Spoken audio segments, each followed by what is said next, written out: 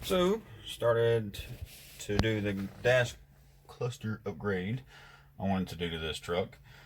Got the old cluster out, instrument bezel, and trying to figure out how to make this work the way I want.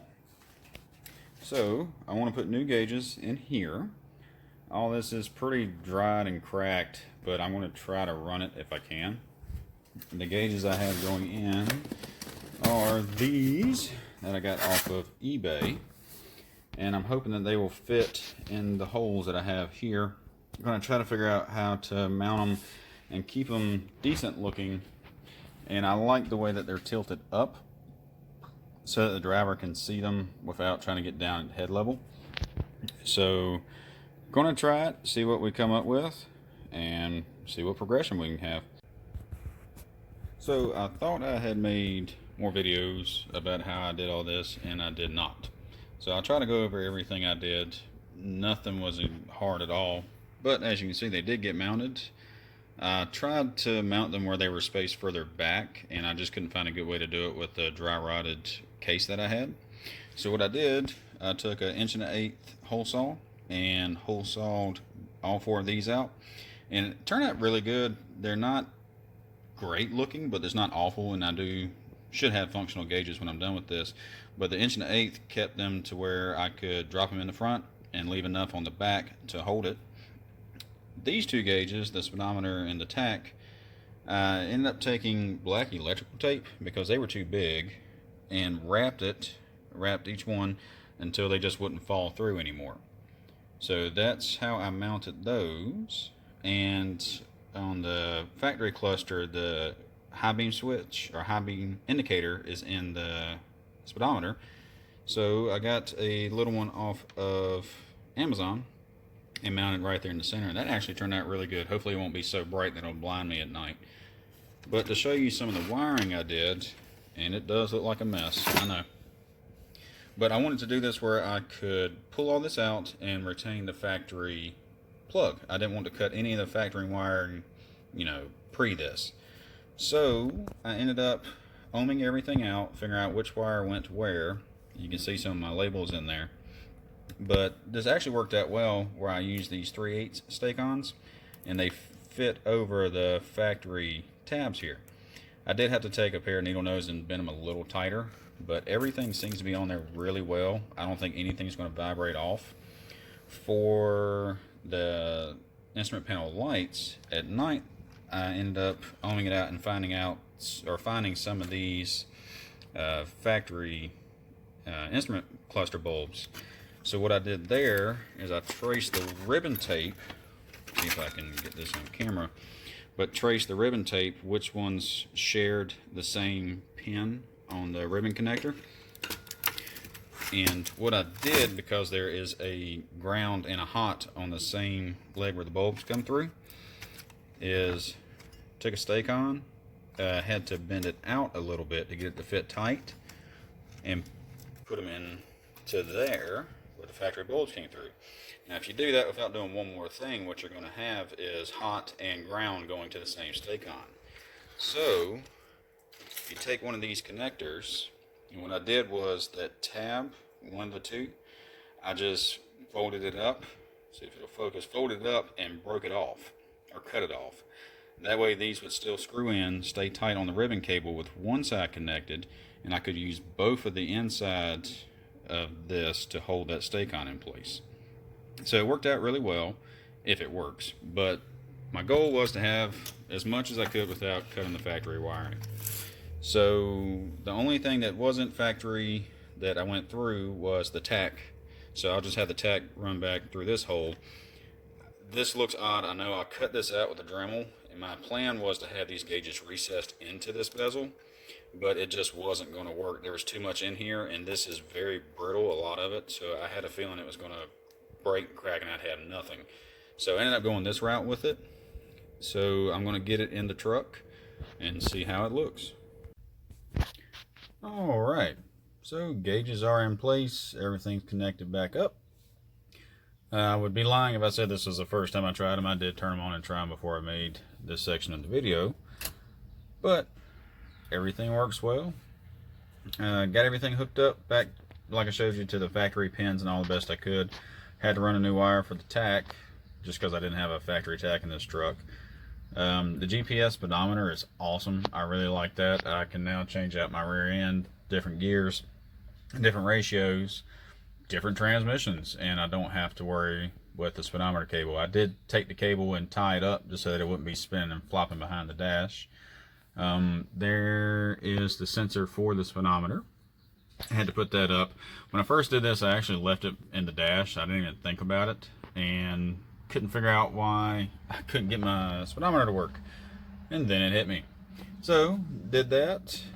Everything is working except for the fuel gauge. So I'm going to drop this tank and put a new sending unit in it. It actually came with a new unit. I'm going to see if I can modify it and make it work with this gauge. But everything works.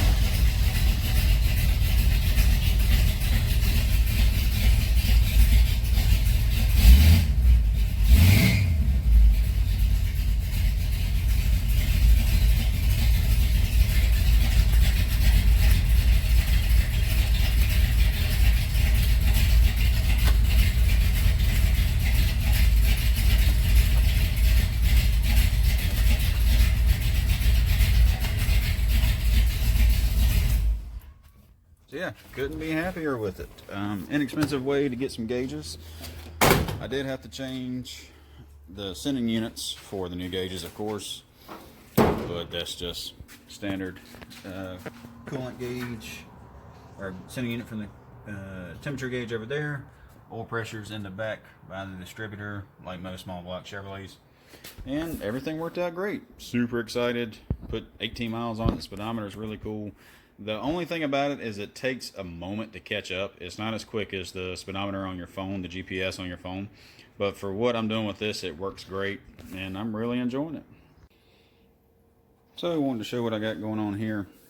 I want to install or change out my sending unit so that my fuel gauge will work. Not sure how much fuel is in the truck currently. No, it's not full. I know it's not empty. Either way, it's heavy. So before I drop it, I was going to show you how I'm going to empty the tank. I pulled off the spouts, the filling spouts. Got a hose here, and at the end of this hose, there is a contraption with a little marble inside. And all you have to do is put this in your tank, shake it a few times, and it will start siphoning.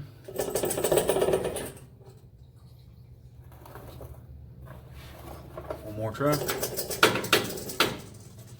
There it goes. So yep, it'll start siphoning into my 5-gallon can. So these are pretty cool contraptions for moving fluids like this. I've used this one a lot for different things. But just wanted to show you what I was doing here. After this tank is empty, I will put my transmission jack up under it, jack it up, and pull the, I think it's 6 bolts, 3 each for the 2 straps. Drop the tank and see what I've got then. Well, I got my gas tank out. I'm glad I ended up siphoning off some fuel because I ended up with almost 11 gallons of gas, which would have made this heavier. Finally got it out. It was 8 bolts holding into the frame here, there. Came in the back side of the frame, pulled those. These were the aggravating part of trying to get to these because they are sitting about right here on the cab, trying to get in there to get those off. Got those out, got the ground strap off, and as soon as I pulled it down, I saw that my sending unit wire has been frayed.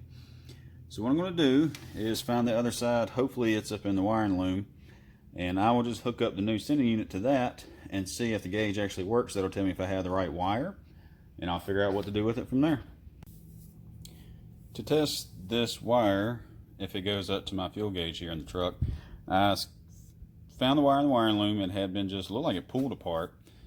Maybe when they dropped the tank they didn't disconnect it and it pulled the wire. I don't know. Anyway, it's broke. Found the wire, stripped it back a little bit, put my alligator clips on it, and brought it into the cab and ran it to the new sending unit that came with the kit.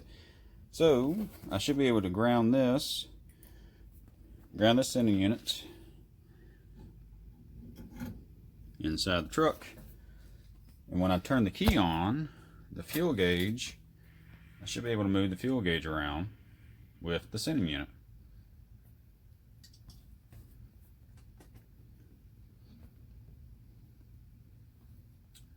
There it goes. Yep. So moved it down. So imagine that would have a float inside the truck. This is why we don't use alligator clips for permanent things. But that would have the float would be inside the tank. Fill it up with fuel. Be about the halfway mark. Go a little all the way. Full. So I got to figure out how to get this to work inside of that tank, or maybe that one will work with this gauge. Don't know. I'm going to find out. But finding that broke wire really helps, because I had no idea why this wasn't working. So I hooked everything up the way it should have been, but without the broken wire. Just used my alligator clips to ground the strap that's supposed to be grounded, and hook this one back up to the sending unit wire up into the truck. When I did, my fuel gauge went to empty, which, if this is working, it should be empty because I siphoned all the fuel out of it. So I'm curious if the sending unit that's there works. The way I'm going to find out is, I don't want to put fuel back in this tank just to tank it out to see if it moves up. I don't want to turn it upside down because it still has a little bit of fuel in it. But what I'm going to do with it all hooked up is just lift this up that way. So when I lift it up, the float should move and I should see the gauge go up. So you can hear the fuel in it. Let's see. If I get it straight up and down, it should be about half. Look at that. Looks like I got lucky for once. This usually doesn't happen for me. When I put it back down, I should go down to empty. And it does. So all I have to do is put this back in, connect that wire, probably put a butt splice on it, and I'll have a working fuel gauge. Nice. I'll probably go ahead and replace these rubber hoses too. They're dry rotted, and I really don't want to pull this tank back out in the future just for that if I don't have to. Alright, fuel tank is back in. Sending unit's wired up. Got my new gas lines on, going from the tank to the fuel lines. Got my 5-gallon can that I filled up from this tank, getting ready to put it back in. I've already put a few gallons in. Looks like my sending unit's working great. So let me prime this guy.